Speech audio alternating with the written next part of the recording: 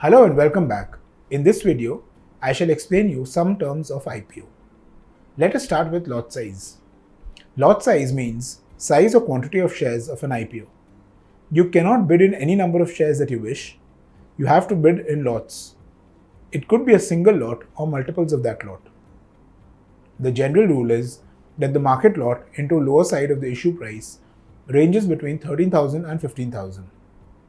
Let us have a look at an example.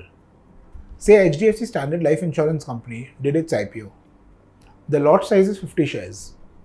So a person can apply for one lot that is 50 shares or two lots that is 100 shares and so on and so forth.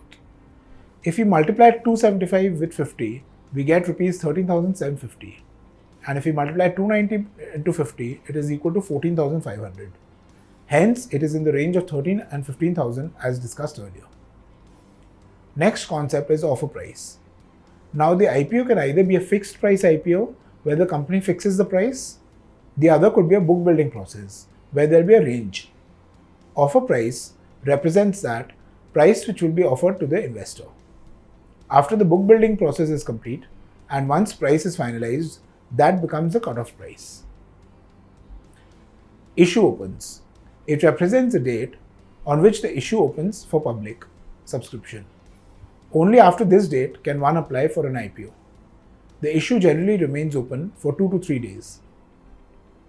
Issue close represents the date on which the issue closes for subscription. After the issue close date, no applications are accepted from investors. The investors cannot participate after this date. Subscription. It refers to the process of an investor signing up to invest in a financial instrument before the actual closing of the purchase. Now this issue can be undersubscribed or it can be oversubscribed. If the number of bids or the demand for the number of shares is greater than the number of shares which are being issued, it is a case of oversubscription. The shares are allotted on a pro rata basis or a proportionate basis if this is the case. And if the company receives less number of applications than required, it is called undersubscription of issue. This might happen if the investors are not enthusiastic about the company or they don't like the company. Next we come to prospectus. Before any IPO is launched, it is mandatory for the book running lead manager to file with SEBI a document. This document is called a prospectus. It is an offer document which covers all relevant information to help an investor make his or her investment decision. All information regarding the company is present in this document. Now we shall discuss what is meant by grading of an IPO. To safeguard the interest of investors, they can take the help of credit rating agencies. The credit rating agencies does the rating of the offer based on the financial strength, the nature of the business, etc. Here it is important to note that the grading does not provide guarantee of success. The grade merely represents a relative assessment of the fundamentals of the issue with respect to other related securities.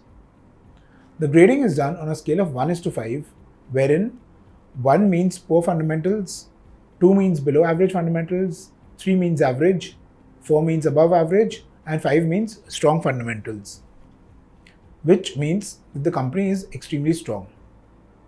There are several credit rating agencies in India which do this work, namely CARE, CRISIL, ICRA, Brickwork, and Fitch. The investor categories are as follows. 50 to 65% of the issue size is booked for the qualified institutional buyers. 10 to 15% of the issue size is booked for non-institutional investors. 30 to 35% of the issue is booked for retail and individual investors, and 5% is for the employees. With this, we come to the end of this unit. Until then, goodbye.